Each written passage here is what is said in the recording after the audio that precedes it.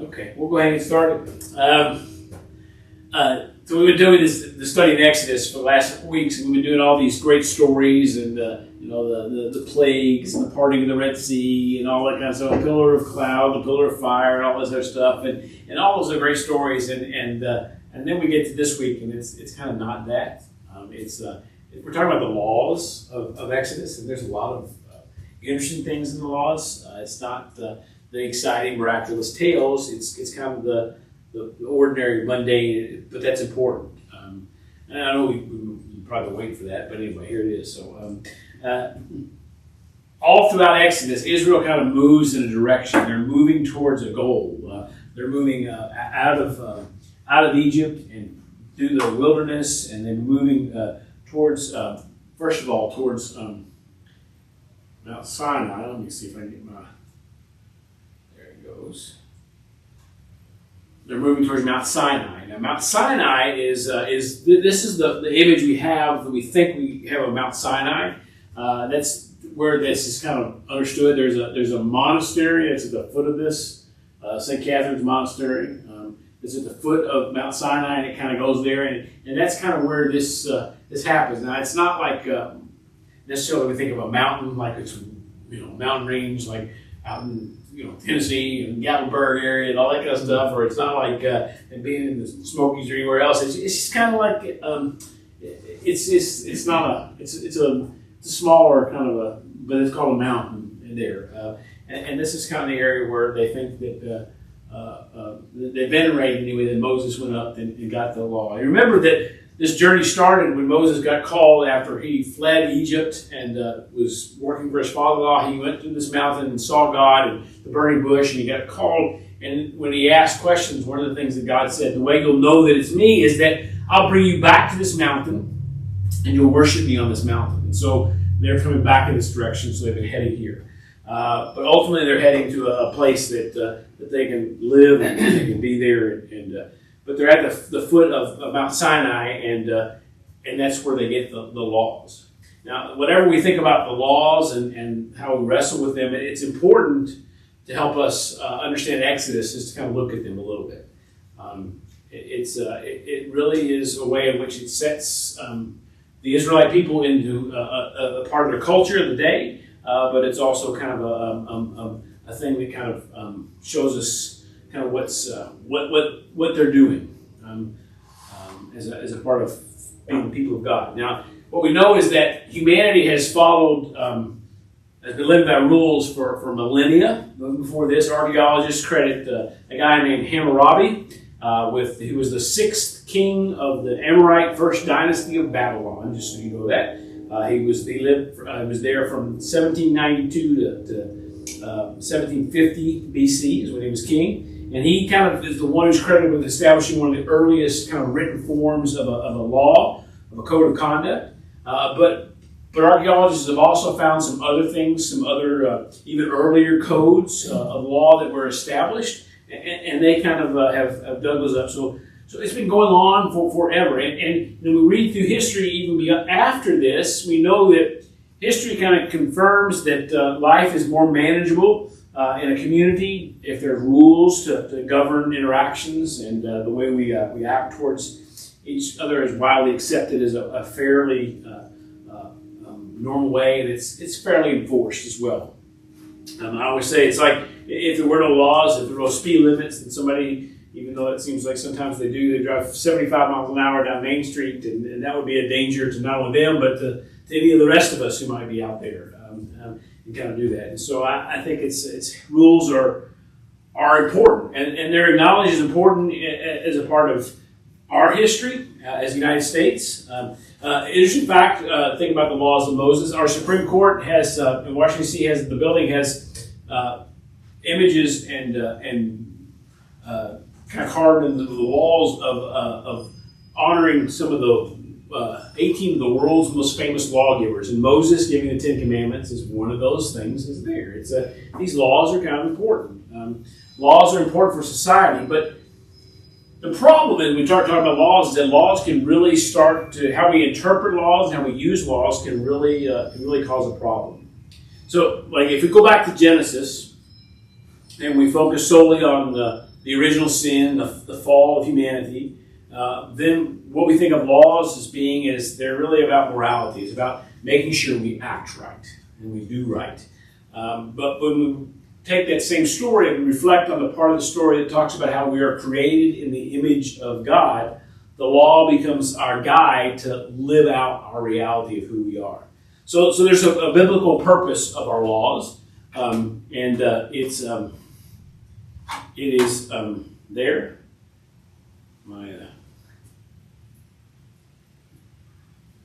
There we go. Biblical purpose of laws is there. It's the laws are really about awakening a reality of who we are in us, not accomplishing a list of things that we're supposed to do, of realizing who we are, not performance based on acting like a certain people.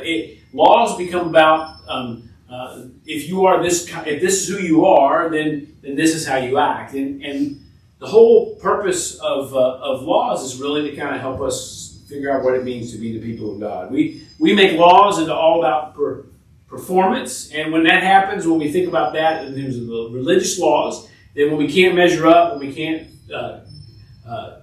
manage to do all the things that we're supposed to do, then we kind of give up on the whole thing, and we give up on church and God and all kinds of things.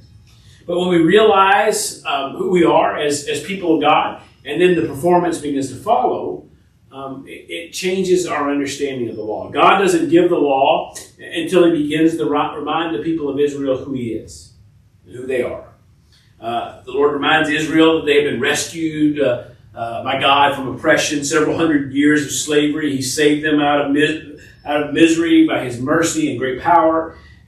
And the first 15 or so chapters that we've looked at in Exodus so far really are the story of God establishing that and starting to remind people. Remember, the plagues were there to tell Pharaoh how powerful God was, but they were also there to remind the Israelites how powerful their God was. So it wasn't just a one-sided thing. It was also there. The great things God does when he leads them out and parts the sea and all that kind of stuff.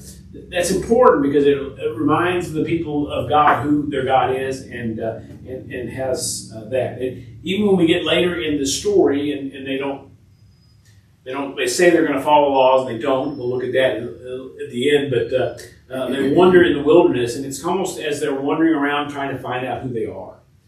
It's about identity. Once they figure out who they are, then they can figure out how to act.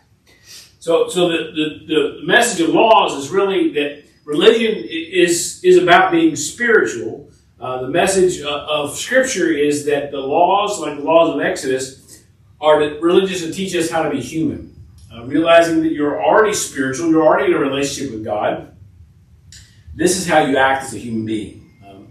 So there we go. And when we think about this, the important thing to think about is that sin is primarily about separation. It's not. We think of for most of us, it connotes our kind of little or our big misdoings, the things we do wrong.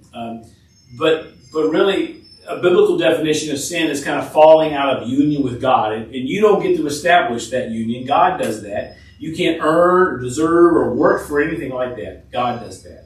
And so obeying the law is about realizing you already connected with God and living that way. And so there are some types of laws that are contained in Exodus, and the rest of the laws are contained in Exodus, Leviticus, Numbers, and Deuteronomy. Those kind of things contain all the laws. And then the rest of the Old Testament, even in the New Testament, are ways in which some of these things are interpreted. But these laws are there. There are moral laws. These are the laws that cover topics such as murder, theft, honesty, adultery, things like that. And then there are social laws. And these laws cover topics such as property, inheritance, marriage, divorce, things like that. There are ceremonial laws which deal with how we're to worship God. And that's there. So these laws in Exodus kind of go moral, social, ceremonial. These part of the laws are really known as the laws of Moses, and they're found in these books of the Bible. There are examples of laws that we could look at. Of course, there's the Ten Commandments. Those are the laws that we we know about. They appear a couple of places in Scripture, and we'll look at some of the similarities and differences of that. There's the laws that deal with righteous living, of how we act, and especially how we do good towards others. Then there's laws for how we treat the vulnerable, the foreigners or the slaves or the poor among us, and those are there. Now we think about the laws that are there, and there's a selection of laws that really cover the chapters of Exodus from 21 on 2021 on up to 24. Those are really where the laws are there in these chapters. So if you read through that, you'll read some different things. We don't have time to really read all 3 chapters, 3 or 4 chapters, but so we'll look at a couple of selections of laws to help us better understand that. First, we'll look at the 10 Commandments. So let's look at the 10 Commandments. The 10 Commandments are really not a high moral mark. I mean, they're not meant to be kind of like this is the best of the best you can act. They're really just kind of to establish basic boundaries for relationships and what it means to be a human being. They're not that big a deal. Unlike more detailed law codes that fill volumes and require experts to study and interpret and adjudicate and all these kind of things, these are really a simple set of rules meant to remind us of how to act as human beings. And people have talked about how it's important that there's 10 because it's like the 10 fingers on your hands. It kind of reminds you that this is just kind of what everyday life is and what you do with yourself. So it's an important thing. So let's look at them. The first commandment is, "You shall have no other gods before me." This is important because it really kind of God is reminding the Israelites of all the things that He's done, and now He's kind of telling them it's important that I'm your first priority. Now, this means a couple of things, and for their day, it was not uncommon for people and cultures to have a main god, but then also kind of hedge their bets a little bit and make sure that they weren't they make offerings to other gods just in case, cover their butts just in case, and God was saying, no, you don't have any other gods for me. We might think about it now in terms of we talk about how God is supposed to be first in our life, but there are other times when we put our own self-interest at first, or some of the relationships we have, those can come before God, and so we kind of have to investigate ourselves and how we live that out. The second commandment is that you shall not make idols for yourself, an idol in the form of anything in heaven above, or earth beneath, or waters below. You shouldn't bow down and worship them, because God says, "I am the Lord your God. I'm a jealous God, and I don't want you worshiping anything else." Most of the religions of the day, they had images of their God. They had pictures of God. They had wooden statues of their God or bronze statues of their gods. They had images that related to them. They had things they could see and touch, and that was the way they knew their God was real. And God is basically saying, I'm not going to be the God who you're going to see day in and day out and everything you do. You shouldn't make any image of me because that's not how I'm shown. I'm shown in other ways. We think about this today, that there are things also that we make idols in our life, maybe an athlete or a movie star or something like that. And we kind of do that, and we have to be careful about that to make sure we don't do that. The third commandment is you shall not take the name of the Lord God, your God in vain, or misuse the name of the Lord your God. This is an interesting one. It's really not about cussing. I mean, usually we think about this, we interpret this kind of like you shouldn't say bad words. That's really not what this is about. I don't think that's ever a good idea. When I have people all the time, if they say something in front of me and they find out I'm a preacher, they say something in front of me, they'll say, "Oh, I'm sorry." And I always have to say, it's all right, I've heard that before. I probably have said it once or twice, and I'm honest, and it's okay. Don't worry about that. But it's not really what this thing's about. It's about using God's name loosely. The church I was at in outside of Louisville for 7 years before we moved to Tennessee, I was preaching one day, and there was a young man who was evidently going into the ministry in the United Methodist Church. And he visited our church that day, and I didn't even know him. I'd never met him before in my life, but he was there that day. And evidently, on Monday, I got an email from him, and he said, I was really offended by worship yesterday. And I was like, oh, really? What happened? I was like, oh my gosh. He said, you said OMG in your sermon, and that's using the Lord's name in vain. And so I went back and I listened to my sermon, and we at the time it was before streaming, before COVID hit. We streamed everything, and then we were just audio recording it and sending that out to shut-ins and things like that. And I listened to my sermon like 3 times. I kept listening, and I never heard myself say it. I'm not saying I didn't say it. I could have, but I didn't hear it in the recording of the sermon. And so I kind of sitting back, and I said, I have listened to the sermon now several times since you said this, and I do not hear myself say that. I said, if I did, I'm not aware of it. And I said, and besides that, what I think you need to understand is that's not a proper interpretation of this text, to say something like that. That's not what it means. Really, when we think about the word vain, vain indicates preoccupation with self or something worthless. And the word misuse means to kind of use it inappropriately for unintended purposes. It's really about giving God credit for things that aren't God, or blaming God for things that aren't really of God. This morning in the class, people talked about what was like an athlete who thanks God for a victory, or gives credit for God for a victory. And it's like, well, did God choose your team over the other person's team? And they could pray just as hard as you did to win, but they didn't win. And what does that mean? How does that work? I think it's important to understand that that's more what this is about giving credit to God for things that aren't God, and giving blame to God for things that are not, using God's name kind of loosely with stuff like that. And inappropriate or unintended consequences. The 4th commandment is remember the Sabbath day and keep it holy.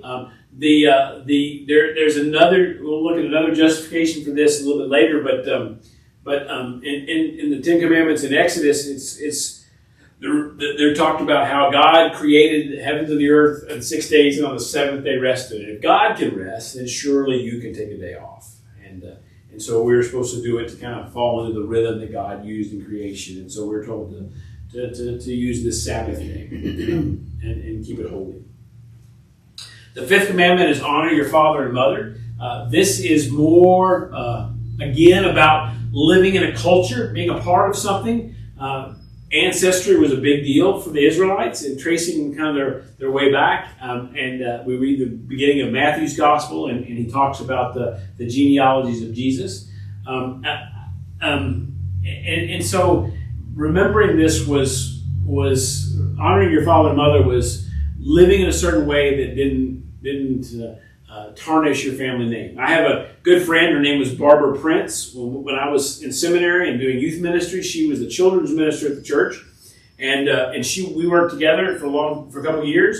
And she would tell the story all the time that when she was a teenager and she would go out for the weekend, her dad would say, "Barbara, remember who you are."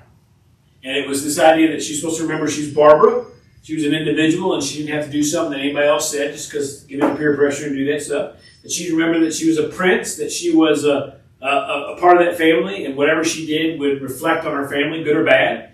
That's kind of honoring your father and mother. And then remember you're a child of God and act appropriately that way too. But that's kind of what this is about honoring your father and mother. It's not just about say yes sir and no ma'am and things like that and being respectful. It is about honoring them with your life and knowing that generations, as you do more and more, it kind of passes on down from other people. And so there you go. 6th commandment, you shall not murder. Obviously, that's pretty self-explanatory there. There's not there. The next ones are kind of there. 7th commandment, you shall not commit adultery. Again, remember, these laws are more about living in community with each other than they are about individual acts. It's about the 8th commandment, you shall not steal. I had the black robe. If you're an 11 o'clock person, the black robe I wear at 11 o'clock was given to me by some people that I consider to be saints of the faith. They gave it to me when I was first signed to church and first went into ministry, of pastoral ministry. They gave me this, and it's they were kind of some of the people that I really looked up to as faithful people in my life early on, and until the lady just died recently. They left their back door. They lived real close to the church. They left their back door unlocked all the time. It was never locked. No matter when they went out of town or anything else, they just never locked their door. And everybody knew their door wasn't locked. I mean, they lived in a decent part of Louisville, but they still, it's still other things. And they would say to me, "Hey, Steve, the door's unlocked, so if you ever need to come over, there's always some food in the fridge or whatever else. Just make yourself at home," and they didn't worry about it. They knew that you knew their door was going to be open. How great would it be if we lived in a world where we obeyed some of these commandments, and we knew that we didn't have to lock our car when we got out of it because somebody might steal something out of it, or we didn't have to lock our door, or we didn't have to worry about what somebody was going to steal. Before I go to bed at night, I check the back door, I check the front door, I open up my garage door, make sure I've shut my garage door for the night. I do that kind of stuff. And would it be nice even if you did, you wouldn't have to worry about it. It's just nobody's going to take anything. So these are kind of how you live in community with each other. The 9th commandment is you shall not bear false witness against your neighbor. Don't tell stories on your neighbor. And then the 10th commandment, you shall not covet. You shall not covet your neighbor's house. You should not covet your neighbor's wife or his manservant or his maidservant, his ox or his donkey or anything that belongs to your neighbor. So this idea that you should be satisfied with what you have and not worry about the things that you don't have. And these commandments, they start with, number one, allow God to be God in your life. And they end with this idea of be satisfied with who you are. And it's almost like they're all contained in there. Of course, we know as Christians that Jesus would later say that the most important commandments, the way he summed those up was 2 commandments. Love God with all your heart, soul, mind, and strength, and love your neighbor as yourself. These commandments kind of do that. And they're basic principles for promoting living in community. There are really 2 sections of these commandments as we look at them. There are commandments 1 through 4. They deal with our relationship with God, how we worship God, we make no idols, we avoid false oath, we keep the Sabbath, those kind of things. And then 6 through 10 concern our relationship and community with others. Do not murder, commit adultery, steal, lie, covet. They focus on how we get along together. And so that's important. The 10 Commandments are listed twice in the Bible. Exodus 20, 2 through 17. And then again in Deuteronomy chapter 5, they're listed again. In addition, there's some parts of Leviticus that kind of have parts of the commandments, but not the whole list.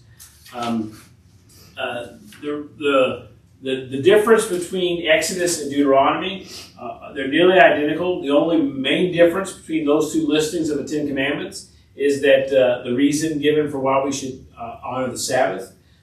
Again, in Exodus it says honor the Sabbath because God created things in 6 days and rested on the 7th day. But in Deuteronomy, a different reason is given. It says we're reminded never to forget how God has delivered his people from the bondage of slavery. Enslaved people never got a day off. You worked every day. You had to. Somebody told you you had to work. And so now that God had freed us from slavery, we should take a day off because we can. Because we're in charge now. Nobody's in charge of us. So that became a reason for slavery. I mean, for the Sabbath. Now let's think about some other laws that are there in Exodus and other places. In total, there are 631 laws in the Old Testament, and part of that goes. So that's a lot of laws, and it's important. The next section of laws after these 10 Commandments, the laws of Moses, are also called the Book of the Covenant. It really is an understanding of how God begins to, how God expects to live in community with us and how we are expected to live in community with God. Again, the laws are there. If we look at the laws, it becomes just about how we have to obey them, how we do the right thing. Then it becomes a bunch of morality kind of stuff, and it's hard for us to measure up. A couple of people have written books. A man and a woman both have written books in recent history that talked about the year of living biblically kind of idea, and it's this idea that they tried to follow every law in the Bible for a year, and you just can't do it because there's so many of them, and because some of them, even as we'll see, kind of contradict each other a little bit. So that becomes a matter. But they kind of begin to make this covenant and everything else. Now, there are laws that regard social matters and religious matters. And if we read through Exodus in these chapters, what we find is that they kind of go back and forth. There's a social law and then a religious law. A social law and then a religious law. And they kind of go back and forth. And the point of that is that you can't separate them. That they go hand in hand. It's not just, I don't just follow this rule when I'm at church on Sunday morning, when I'm with my church friends, that I'm supposed to do this all the time. You can't have one without the other.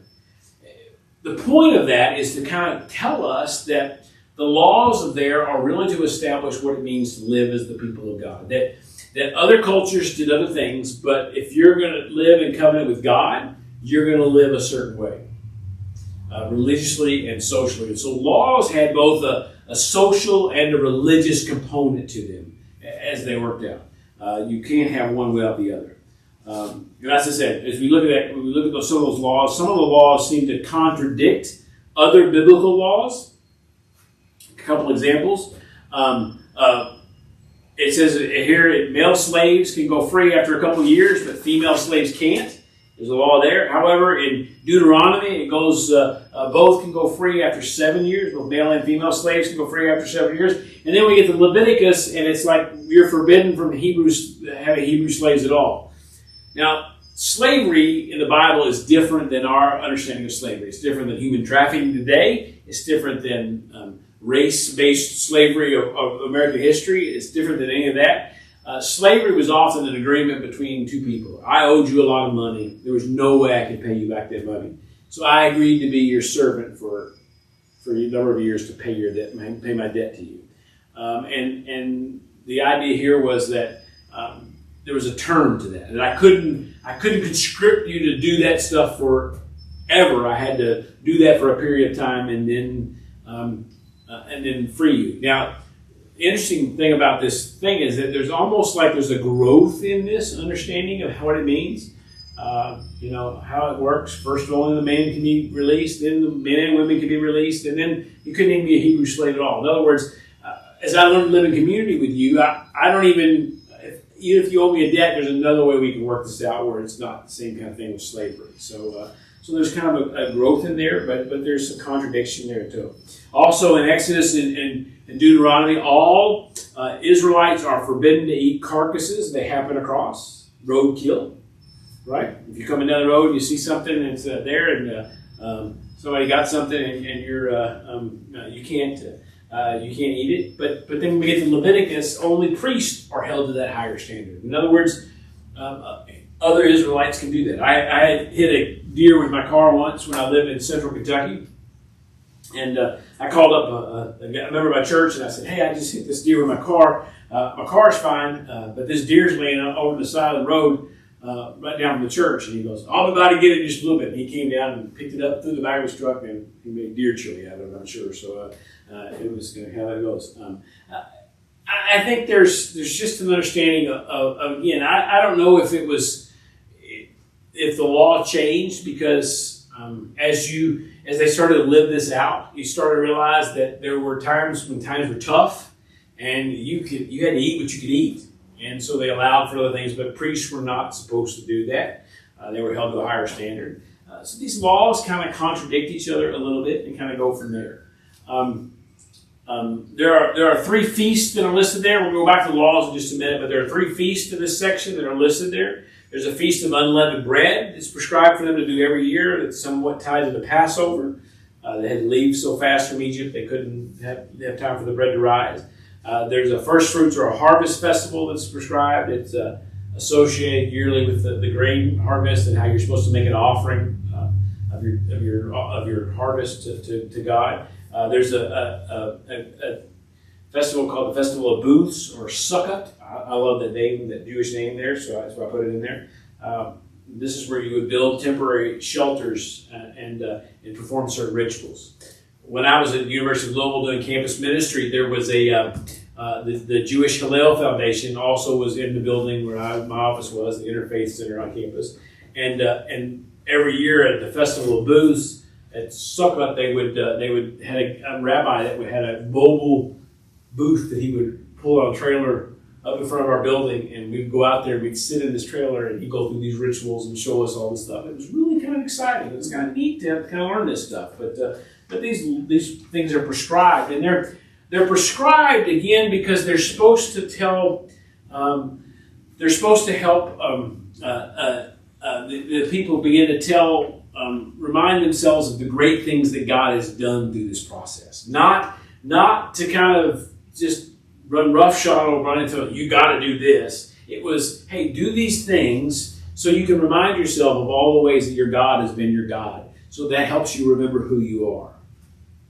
So you eat the unleavened bread and you tell the story of the Passover and you do this kind of stuff so that you can remind yourself of all the great things that God has done for you. And so it becomes a part of that. There are other weird laws that are there in the midst of this that we might look at. There's in 22 verse 16, it says, if a man seduces a virgin who is not pledged to be married and sleeps with her, he must pay the bride price, and she shall be his wife. So if you force yourself on an unmarried virgin, then she becomes your wife. That's how that works. And the reason there was that daughters were considered property of their fathers at this point in history, and they'd have the rights to say no to this at all. And if a virgin somebody was forced on them, then their likelihood of marriage was diminished, and so you had your restitution was that you had to pay the bride price, and you had to take care of this woman for the rest of her life as you got there. But interesting is that right before that, almost to say the same kind of thing. But if you ever steals an ox or a sheep and slaughters it or sells it, they must pay back 5 head of cattle for the ox and 4 sheep for the sheep. So it's like there's almost more value placed on some of the livestock that's there than on the daughter. There's more like that kind of draw differences between those things. It's weird how we move effortlessly from paying back someone for livestock to paying back someone for what happens to a woman whose virginity is taken. It's kind of a weird kind of a juxtaposition as we looked at.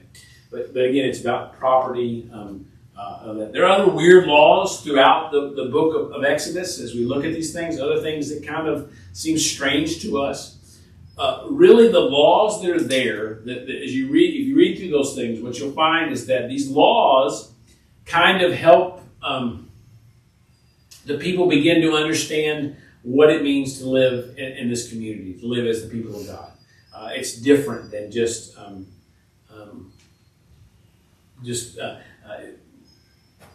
rules that become like, we think things are things like, later on it'll say things like, you shouldn't wear clothing made of 2 different materials. Everything's a 60-40 blend now. I mean, you can't buy anything else that's not right like that. Well, the reason was because other people wore different outfits in their cultures, and you were supposed to dress a certain way as the people of God.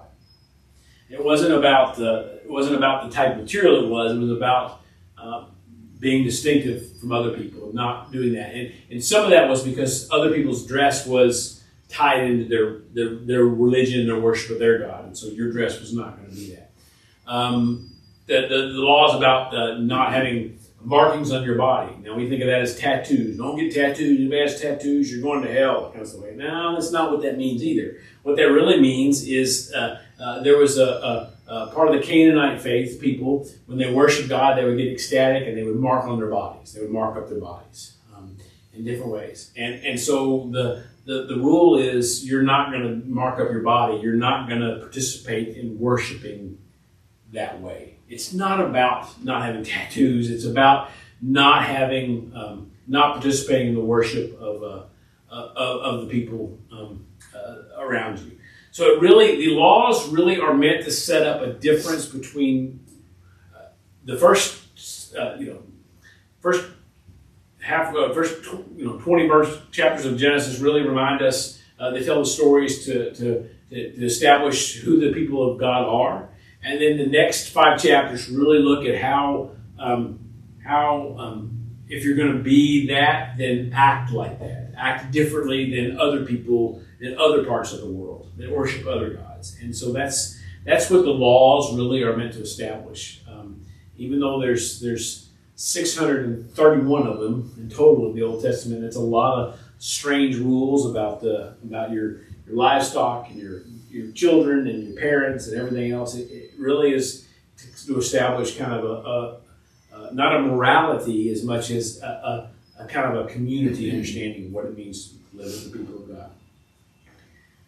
So at the end of this, when Moses finally gives the people this, he goes up to get the law. He comes down and they're already worshiping other gods, and that's when he kind of rails against them and yells at them and says they can't do this. And it's interesting. God's ready to strike them down right there, and Moses kind of talks to him. No, give them a chance. We can train them. We can make them different. And so God relents, and Moses kind of chastises them and tells them they have to do this stuff. And so he gives them all these laws, and their response is, we will do everything the Lord has said. We will obey. Now, of course, they don't. And so next week we'll look at kind of the rebellion and the restoration and kind of how they struggled to kind of do that. And they're kind of, then after that, if they had just obeyed, they probably would have gone straight into the Holy Land, straight into the Promised Land. But they didn't, and so they wander, and it's an idea of wandering just to kind of continue to figure out who they are. And we'll talk about rebellion and restoration next week. What kind of questions do you have on the laws? Anything? If we had some of those laws today, like the raping or having sex with a virgin, and they had to marry them, that might take some pressure off of a lot of society today. They had to get married. Yeah. I think that would be harder than just paying back some cattle. Because, they'd be stuck with them for the rest of their life. Yeah. But then that too, if you steal something, you should, have to, instead of just going into some place and locked up, you need to be able to have to work and pay that debt back. Yeah, there's some that are good. There's some that in there that, like you said, that bread are way out there. Yes. But there are some that it would be nice if they were still laws for today. And I think the thing about it is that we couldn't live by those laws because we don't have the same sense of what it means to live in a community together. God was establishing a people, and so they had to understand what it was like to live with each other. And we don't have that same kind of understanding of community. How many days do I pull in my garage the other day and park my truck and go right into my garage into my house, and then the next day morning I get up, I'll drive my car, I don't even talk about the people I listen to and live next door to. And that's a different understanding of how we live in community today. So I think it still begins to kind of help us understand a little bit of that. But.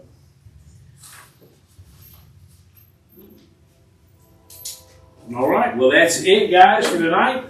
Thank you all very much, and we'll see you all next week.